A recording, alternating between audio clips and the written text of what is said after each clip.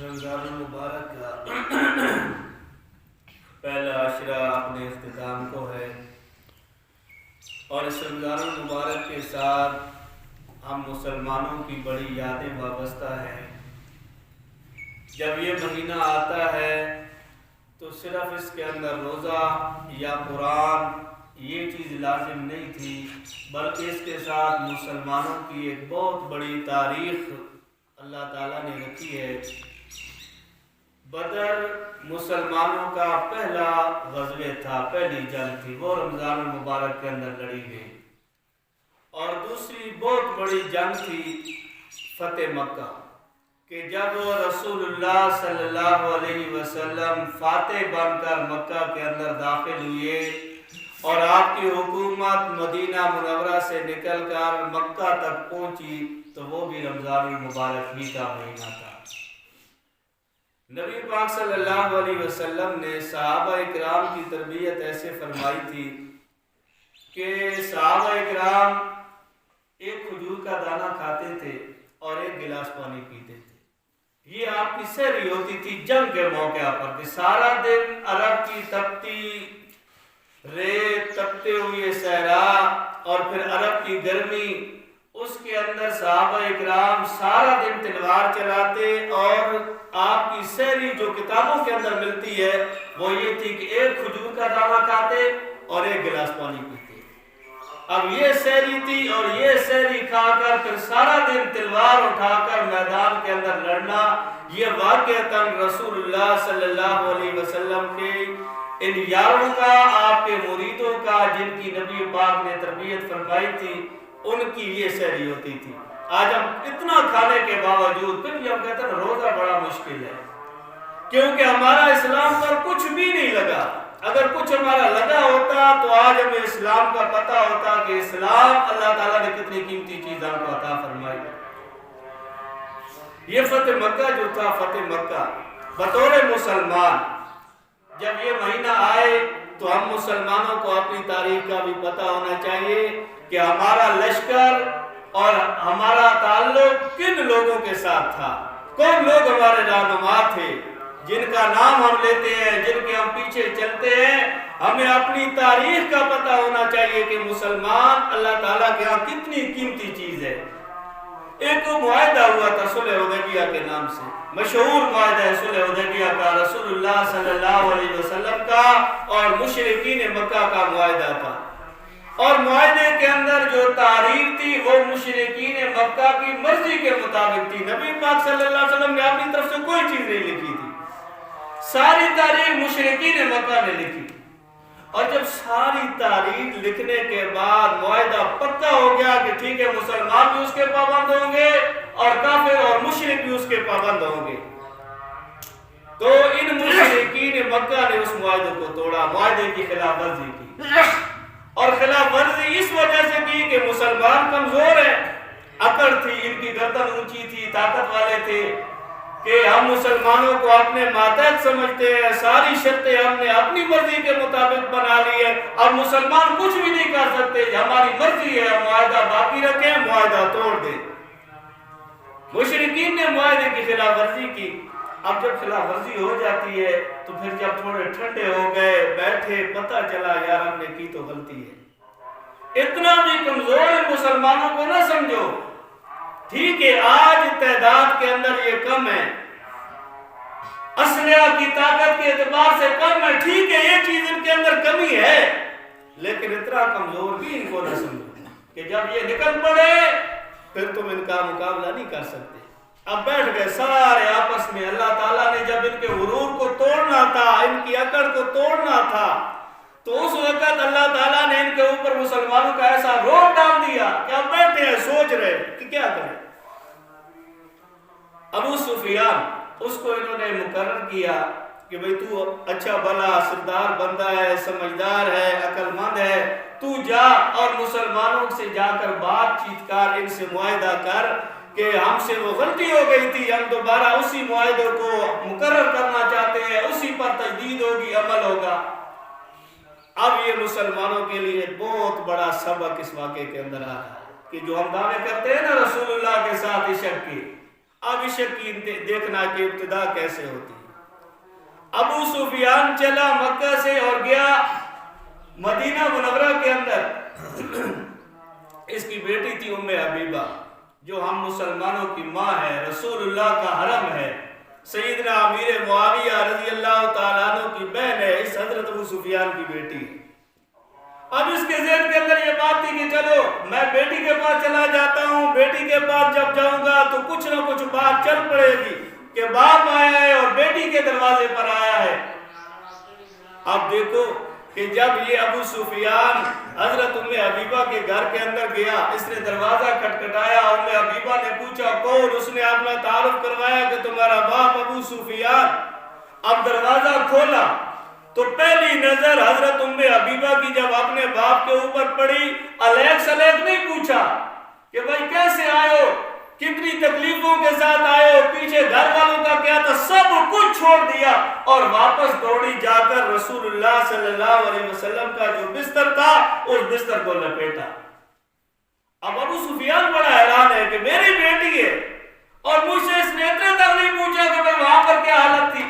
کوئی بات نہیں پوچھ رہی، کوئی گھر والوں کا نہیں پوچھ رہی، کوئی اس نے میرے سفر کا نہیں پوچھا، سیدھی دوڑتے ہوئے جاتی ہے، جا کر بستر کو لپیٹ دیتی ہے۔ تو ابو سفیان پوچھتا ہے کہ بیٹی کیا یہ بستر میرے قابل نہیں ہے؟ اب اس کے ذہن کے اندر تو وہی بات تھی نا، بڑا آدمی سردار پھر ان چیزوں کے اوپر بڑا غور کرتے ہیں کہ ہو سکتا ہے یہ بستر میرے قابل نہ ہو، میرے لیے کوئی نیا بستر بچھایا جائے گا۔ تو ابو سفیان پوچھتا ہے کہ بیٹی کیا یہ بستر میرے قابل نہیں تھا؟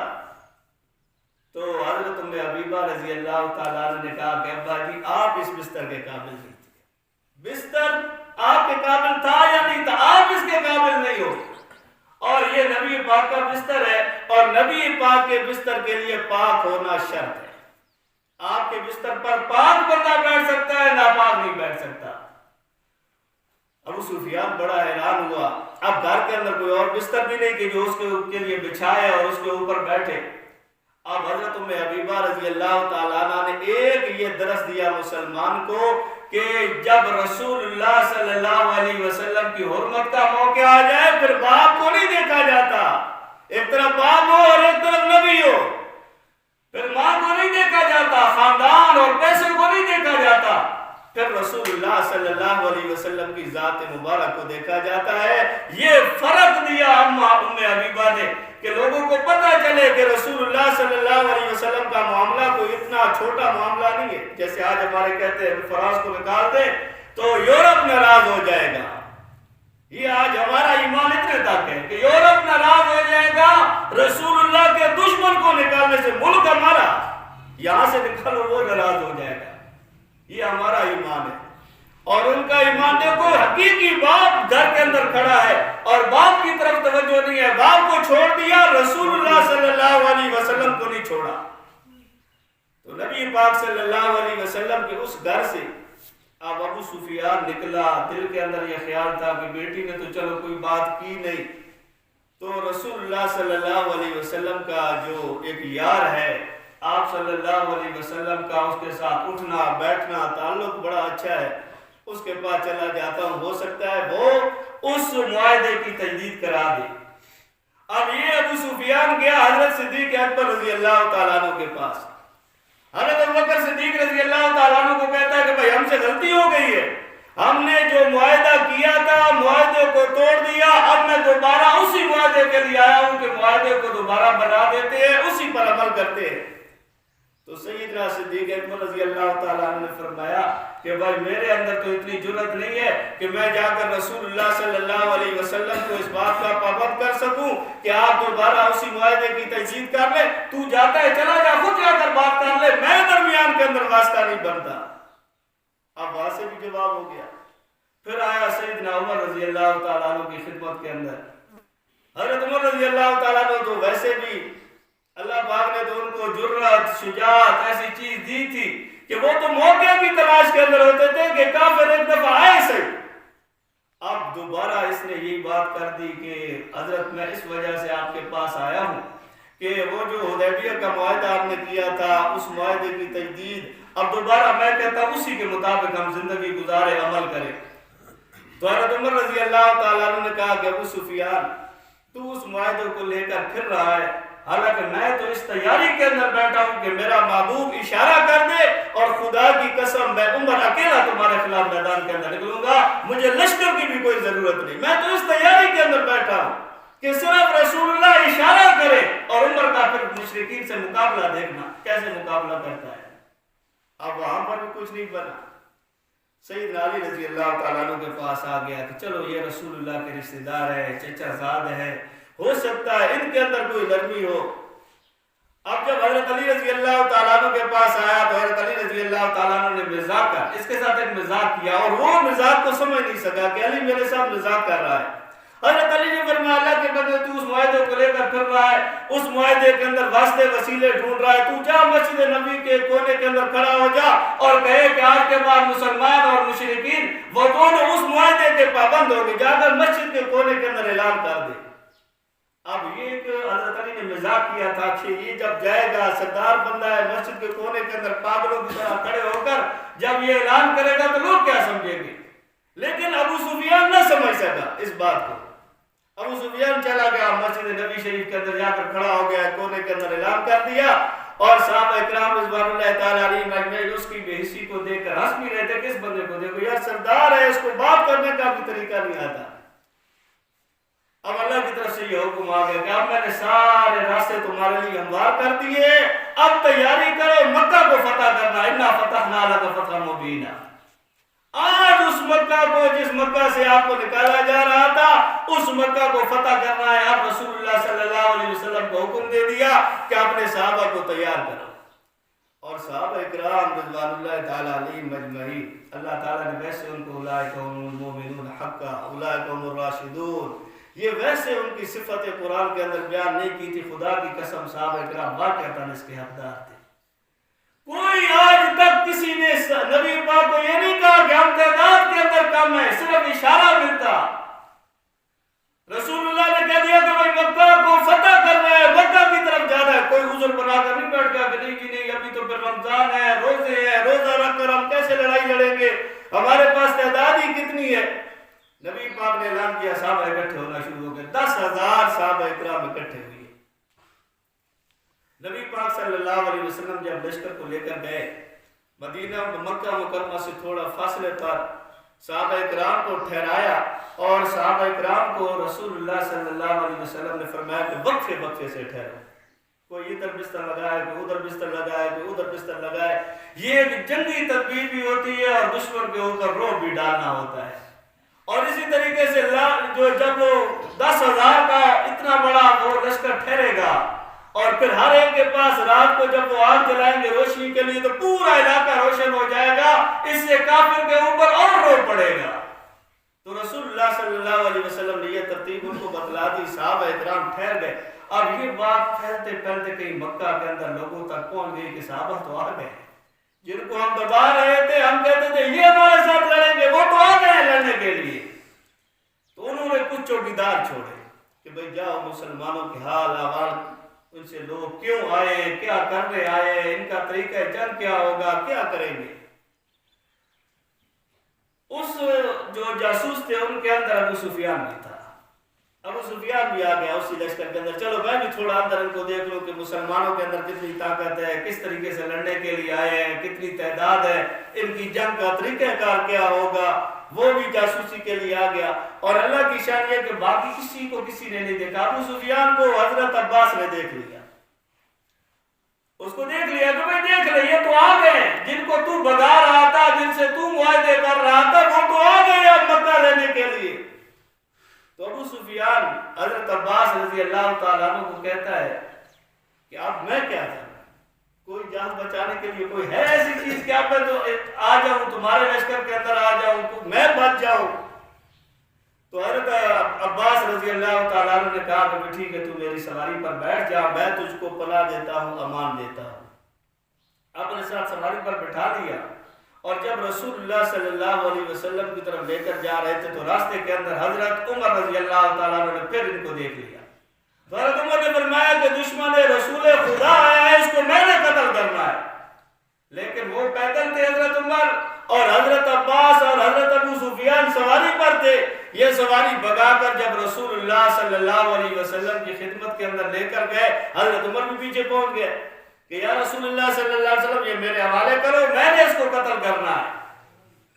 تو نبی پاک صلی اللہ علیہ وسلم نے فرمایا کہ نہیں، اس کو عباس نے پناہ دے دی ہے، یہ امان کے اندر آ گیا، اس کو رات کو یہاں پر ٹھہراؤ، یہ ہمارے حالات کو دیکھے، اس کو پتہ چلے کہ مسلمان کس کو کہا جاتا ہے۔ جب رات کو وہ ٹھہرے، رات کو حضرت عباس رضی اللہ تعالیٰ عنہ ان کو تبلیغ کرتے رہے، صبح یہ مسلمان ہو گئے، کلمہ پڑھ لیا۔ جب نبی پاک کی خدمت کے اندر آئے تو نبی پاک صلی اللہ علیہ وسلم کے سامنے انہوں نے اظہار کر دیا، کلمہ پڑھ دیا، اس لشکر کے اندر آ گئے تو نبی پاک نے ایک انعام دیا ان کو۔ نبی پاک نے فرمایا کہ آج ہمارا میدان ہے، آج جب میدان لگے گا، مسلمانوں کی صفیں جب نکلیں گی تو جو بندہ بھی ابو سفیان کے گھر کے اندر داخل ہو گیا وہ بھی امن کے اندر آ جائے گا، اس پر مسلمان حملہ نہیں کریں گے۔ تو حضرت ابو سفیان کہتے ہیں کہ یا رسول اللہ صلی اللہ علیہ وسلم میرا گھر چھوٹا ہے اور مکہ کی آبادی تو بہت زیادہ ہے، میرے گھر کے اندر کتنے بندے آئیں گے، آپ تھوڑا اعلان کو اور وسعت دیں۔ تو نبی پاک نے فرمایا کہ جو حرم کے اندر آ گیا، حرم پاک کے اندر جو داخل ہو گیا وہ بھی امن کے اندر آ گیا، مسلمان اس کو بھی نہیں چھیڑیں گے۔ تو حضرت ابو سفیان کہتے ہیں کہ یا رسول اللہ اس کی آبادی بہت زیادہ ہے، حرم کے اندر بھی لوگ نہیں آ سکتے، آپ تھوڑا اور وسعت کا مظاہرہ کریں۔ تو نبی پاک نے فرمایا کہ جو بندہ اپنے گھر کے دروازے بند کر دے گا وہ بھی امن کے اندر آ گیا۔ اب جب یہ اخلاق، یہ طریقہ کار حضرت ابو سفیان نے جناب رحمت اللہ علیہ صلی اللہ علیہ وسلم کا دیکھا، پھر اس کو پتا چلا کہ مسلمان کتنے دل گردے والے ہوتے ہیں۔ تو نبی پاک صلی اللہ علیہ وسلم نے باقی کو کوئی اسلام سمجھایا نہیں کہ دلیلیں دی ہو کہ بھائی اب کلمہ پڑھ لیا یہ بات بھی ہو گئی۔ اب اگلا بار جو رسول اللہ صلی اللہ علیہ وسلم نے ان کے اوپر کیا، وہ حضرت عباس کو کہا کہ عباس فلاں پہاڑی کے اوپر ابو سفیان کو لے کر جا کر تو کھڑا ہو جا، وہاں سے میرے صحابہ گزریں گے، اس کو ذرا دکھلانا کہ صحابہ اکرام کیسے گزرتے ہیں۔ اب اللہ کی شان، یہ دونوں وہاں پر کھڑے ہیں، نیچے سے صحابہ کا لشکر جا رہا ہے، اب 10,000 صحابہ اکرام ہوں، اور پھر وہی سامنے مکہ ہو جس مکہ سے لوگوں کو نکالا گیا ہو، ان سے ان کے گھر، بیوی، بچے، کاروبار، ساری چیزیں چھینی گئی ہو، تو صحابہ کی کیا کیفیت تھی۔ لیکن صحابہ اکرام رضوان اللہ تعالیٰ علیہ مجمعین گردنیں نیچے کیے ہوئے آپ جا رہے تھے۔ حضرت سعد بن معاذ رضی اللہ تعالیٰ عنہ کے منہ سے کہیں یہ نکل گیا کہ یوم یوم الملحمہ، آج کا دن فیصلے کا دن ہوگا، آج ہم تم سے نپٹیں گے، جیسے کل تم نے ہمارے ساتھ کیا تھا، آج تیاری کر لو ہمارے، کل تم نے ہم کو گھروں سے نکالا تھا، آج ہم تمہیں گھروں سے نکالیں گے، آج برابری ہوگی۔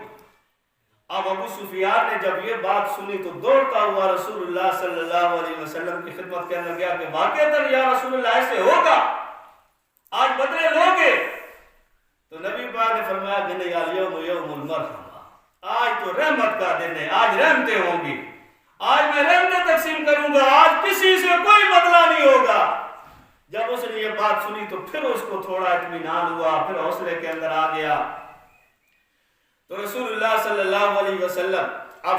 نبی پاک کا جو مکہ کے اندر داخلے کا انداز تھا، حالانکہ فاتح جب داخل ہوتے ہیں تو ان کی گردنیں بڑی اکڑی ہوئی ہوتی ہیں، بڑے فخر کے اندر ہوتے ہیں کہ آج ہم ایک ایک چیز کا حساب لیں گے، لیکن رسول اللہ صلی اللہ علیہ وسلم نے اپنا سر مبارک جھکایا ہوا تھا، اور آپ کی زبان مبارک پر یہ سورت اِنَّا فَتَحْنَا لَكَ فَتْحًا مُبِينًا، آپ کی ایک طرف حضرت ابو بکر صدیق تھے، دوسری طرف حضرت اسید بن حفیر تھے، اور آپ کی سواری پر پیچھے حضرت آپ کے جو غلام تھے وہ بیٹھے ہوئے تھے، اور حضرت بلال آپ کے ساتھ تھے۔ اس انداز سے رسول اللہ صلی اللہ علیہ وسلم مکہ کے اندر داخل ہو رہے تھے۔ آپ نے فرمایا کہ کوئی بھی کسی کی طرف نظر اٹھا کر نہ دیکھے۔ صحابہ اکرام 10 کے 10,000 کا لشکر اس انداز سے جا رہا ہے، صاحب کی گردنیں نیچی ہے، سر جھکے ہوئے ہیں، مکہ کے اندر جا رہے ہیں۔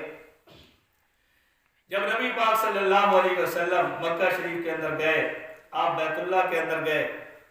تو آپ نے بیت اللہ کی چابی منگوائی کہ میں بیت اللہ کو کھولوں۔ اس کی چابی تھی عثمان بن ابی طلحہ کے پاس۔ جب نبی پاک نے ہجرت نہیں کی تھی، ہجرت سے پہلے ایک دن اسی عثمان سے چابی مانگی تھی کہ میں نے اللہ کی عبادت کرنی ہے، اللہ کا گھر ہے، مجھ کو عبادت کی اجازت دو۔ تو عثمان بن ابی طلحہ نے کہا تھا کہ میں تجھے کیوں اجازت دوں، تو اس گھر کے اندر داخل نہیں ہو سکتا، یہ چابی میری ملکیت ہے، میرے پاس رہے گی اور میری مرضی کے مطابق بندہ بیت اللہ کے اندر داخل ہوگا، ہر بندہ اس بیت اللہ کے اندر داخل نہیں ہو سکتا۔ تو نبی پاک صلی اللہ علیہ وسلم نے اس وقت اس عثمان کو بلایا اور کہا کہ عثمان ایک وقت آئے گا، یہ چابی میں محمد کے ہاتھ کے اندر ہوگی اور میں جس کو چاہوں گا یہ چابی دوں گا، یہ یاد رکھنا یہ وقت بھی آئے گا۔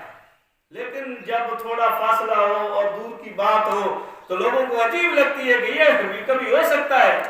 آج جب اس عثمان کو بلایا کہ عثمان بن ابی طلحہ کو بلاؤ چابی لے کر آئے، تو عثمان بن ابی طلحہ ایسے کام رہا تھا۔ پہلے بڑے فخر تھے، بڑے نخرے تھے، بڑی بہادری تھی،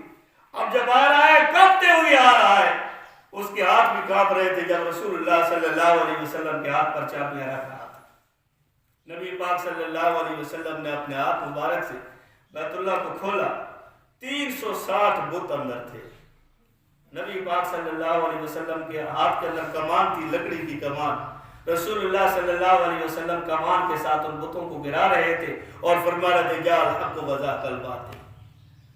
آپ کی زبان مبارک پر یہ آیت تھی جا الحق وذاق الباطل ان الباطل کان زہوقا، اور ہاتھ کے ساتھ ان بتوں کو گرا رہے تھے۔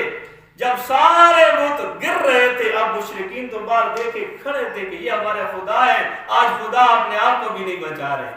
تو یہ خدا ہمیں کیا بچائیں گے؟ آدھوں کے اوپر تو ویسے مسلمانوں کا روپ پڑ رہا تھا، اور جو تھوڑے اونچے بت رکھے ہوئے تھے جہاں تک رسول اللہ صلی اللہ علیہ وسلم کا ہاتھ مبارک نہیں پہنچا، آپ نے اپنے کندھوں پر حضرت علی کو کھڑا کیا اور فرمایا کہ ان بتوں کو تو گرا دے۔ ان بتوں کو حضرت علی رضی اللہ تعالیٰ عنہ نے گرایا۔ پھر رسول اللہ صلی اللہ علیہ وسلم نے حضرت بلال رضی اللہ تعالیٰ عنہ کو حکم دیا کہ آج چڑھ جا بیت اللہ کی چھت کے اوپر، آج اسی بیت اللہ سے تجھے دھکے دے دے کر نکالا گیا تھا، اسی مکہ کے اندر تجھے تپتے ہوئے ریت پر لوگوں نے لٹایا تھا، لوگ تجھ کو غلام اور کمی سمجھتے تھے، کمزور سمجھتے تھے، آج میں محمد تجھے جو انعام دے رہا ہوں قیامت تک کسی کو نہیں ملے گا۔ آج چڑھ جا بیت اللہ کی چھت پر اور اونچی آواز کے ساتھ آج آزان دے، لوگوں کو پتا چلے کہ مسلمانوں کا غلبہ ہو چکا ہے۔ حضرت بلال رضی اللہ تعالیٰ عنہ جب آزان دے رہے تھے تو سب میں کچھ مشرکین کے بچے بھی کھیل رہے تھے، وہ بھی آزان، ان کو تو نہیں پتا تھا کہ مسلمان آ چکے ہیں، بیت اللہ ان کے پاس چلا گیا ہے، مکہ کے اندر ان کی حکومت قائم ہو چکی ہے، ہمارے باپ دادا کا مذہب آج ختم ہو چکا، آج ایک محمد رسول اللہ کا سکہ چل رہا ہے۔ وہاں پر ایک نوجوان تھا 16 سال کی عمر کا، ابو محذورہ، وہ ان نوجوانوں میں سے، بچوں میں سے تھوڑا بڑا تھا جو ان کے ساتھ کھیل رہا تھا۔ اس نے حضرت بلال رضی اللہ تعالیٰ عنہ کی نقل اتارنی شروع کی۔ جب بلال اللہ اکبر کہتے وہ بھی آگے نقل اتارتا، وہ مزاح کر جیسے نقل ایک ہوتی ہے اس انداز سے وہ نقل کر رہا تھا۔ آذان ختم ہوئی، رسول اللہ صلی اللہ علیہ وسلم نے اس کو بلایا کہ وہ ادھر آ جا۔ اب ابو محذورہ آ گیا، نبی پاک صلی اللہ علیہ وسلم نے اپنا ہاتھ مبارک اس کے سر کے اوپر رکھا۔ اب جب نبوت کا ہاتھ کسی کے سر کے اوپر آ جائے تو اس بندے کو ہدایت ملے گی یا نہیں ملے گی؟ نبی پاک نے فرمایا کہ ابو محذورہ وہی کلمات کہے جو تو کہہ رہا تھا۔ ابو محذورہ ڈر گیا کہ میں تو مذاکر کہہ رہا تھا، اب مجھ سے بدلہ لیں گے، ماریں گے۔ نبی پاک نے فرمایا کہ بھائی اونچی، پہلے وہ آہستہ کہتا، پھر رسول اللہ فرماتے وہ اونچی آواز کے اندر کہہ دیتا۔ تو جب آذان مکمل ہو گئی تو آپ نے فرمایا کہ آج کے بعد ابو محذورہ تو اس حرم پاک کا تو مؤذن ہوگا۔ فتح مکہ کے بعد موت تک حضرت ابو محذورہ رضی اللہ تعالیٰ عنہ بیت اللہ شریف کا مؤذن رہا ہے، جس کی ڈیوٹی رسول اللہ صلی اللہ علیہ وسلم نے لگائی تھی۔ اور دوسرا کام جو ابو محذورہ نے کیا تھا کہ جس سر کے جس حصے پر نبی پاک صلی اللہ علیہ وسلم کے ہاتھ مبارک لگے تو اس کے نیچے جتنے بال ہیں ساری زندگی ابو محذورہ نے نہیں کٹوائے، کہ ان بالوں کے اوپر کالی کملی والے کا ہاتھ لگا ہے۔ اتنی عزت اور احترام، اور جب یہ چیز سامنے آ گئی کہ مسلمان ایسے حقوق دے رہے ہیں تو اب بھی کوئی ایسا تھا بربخت جو دین کے اندر نہ آتا، کچھ پھر بھی رہ گئے تھے جو نہیں آ رہے تھے، لیکن مسلمان جب رسول اللہ صلی اللہ علیہ وسلم کا یہ سکہ اور یہ کلمہ لے کر لوگوں کے پاس چلے، اس وقت لوگوں کو پتا چلا کہ واقعتاً یہ ایک دین ہے جس دین کے اندر امن و امان، جس کے اندر ساری چیزوں کا ہے، صرف انسان نہیں۔ آج ہمارے اندر یہی چیز ایک کمزوری ہے کہ ہم صرف اپنے حقوق کے اوپر ہاتھ رکھتے ہیں، مسلمان ہیں ہم بھی، ہم کلمہ پڑھتے ہیں لیکن ہم اپنے حقوق کے اوپر بڑا ہاتھ رکھتے ہیں کہ نہیں یہ بھی ہمارا حق ہے، یہ بھی ہمارا حق ہے۔ اس واقعے سے جب یہ رمضان آئے تو رسول اللہ کی اس زندگی کو بھی دیکھ لیا کرو کہ ہمارے نبی پاک صلی اللہ علیہ وسلم جب مکہ کے اندر داخل ہو رہے تھے، سامنے وہ پہاڑ تھے کہ جو پہاڑ بھی رسول اللہ صلی اللہ علیہ وسلم کی زیارت کو ترس رہے تھے، کہ جس جگہ بیٹھ کر آپ نے بڑا عرصہ باتیں کی تھی، اللہ کو یاد کیا تھا، اور جب اسی مکہ سے آپ کو نکالا جا رہا تھا تو اس وقت رسول اللہ صلی اللہ علیہ وسلم ایک پہاڑ کے اوپر کھڑے ہوئے، اور جس جگہ پہاڑ سے اتر کر پھر آپ نے مکہ کو دیکھنا نہیں تھا، آپ پہاڑ کے اوپر کھڑے ہو کر رو رہے تھے اور فرما رہے تھے کہ مکہ تو مجھے بڑا عزیز تھا، بڑا پیارا تھا، لیکن یہ لوگ مجھ کو رہنے نہیں دیتے۔ اس حالت کے اندر جب رسول اللہ صلی اللہ علیہ وسلم کو نکالا گیا ہو، پھر آپ کے ساتھ وہ صحابہ موجود ہو جن کے اوپر ہر قسم کی تکلیفیں، ہر قسم کی پریشانیاں، ہر قسم کے مسائل وہ ڈھائے گئے ہوں، تو رسول اللہ کے دل کے اوپر بھی کیا گزر رہی ہوگی۔ لیکن آج سارا اختیار جب اللہ تعالیٰ نے دیا تو اس رحمت للعالمین پیغمبر کو دیکھ لو، آج ہر ایک کے لیے واقعہ رحمت بن گیا۔ ابھی تو لوگ اسلام کے اندر آئے تو نہیں ہیں، ابھی تو صرف ایک مسلمانوں کی طرف سے دعوت کا عمل جاری ہے، لیکن پھر بھی کسی کے اوپر ظلم نہیں ہو رہا، زیادتی نہیں ہو رہی۔ لوگوں کو دکھلایا جا رہا ہے کہ یہ اسلام کتنا امن پسند مذہب ہے اور کتنا امن والا مذہب ہے جو اللہ تعالیٰ نے آج مجھے اور آپ کو عطا فرمایا۔ یہ رسول اللہ صلی اللہ علیہ وسلم اور صحابہ اکرام رضوان اللہ تعالیٰ علیہ مجمعین کی اتنی قربانیوں کے ساتھ یہ ہم تک پہنچا ہے۔